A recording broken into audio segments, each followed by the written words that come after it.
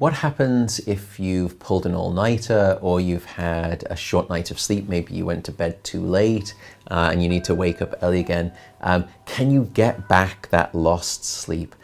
Unfortunately, this is one of those myths. Sleep is not like the bank in the sense that you can't accumulate a debt and then hope to pay it off at a later point in time. And let me give you the evidence to make that point very clear.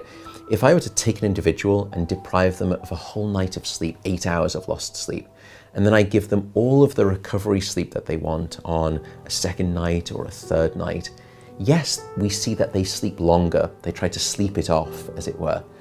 But do they get back all of that 8 hours that they've lost? And the answer is no. Even if we keep measuring them, they never get back that sleep that they lost.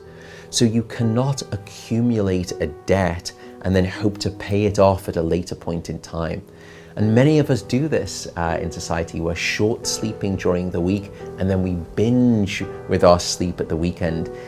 It's what we call social jet lag, or what I sometimes describe as sleep bulimia. It's this binge purge sort of profile. Now, there was a recent study, a very interesting study, where they looked at the mortality risk of short sleep. And firstly, what they found is a quite shocking result. Those people who are sleeping 5 hours a night have a 65% higher likelihood of dying at any time.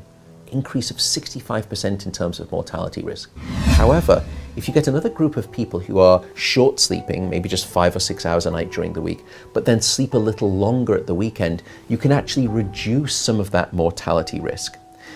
But there's a danger here. We know that that sort of social jet lag, binging at the weekend, short sleeping during the week, is associated not necessarily with a shorter life, but it's associated with a far less healthy life. You're far more likely to suffer from diabetes, to be obese, to have poor cardiovascular health and have cardiovascular outcomes.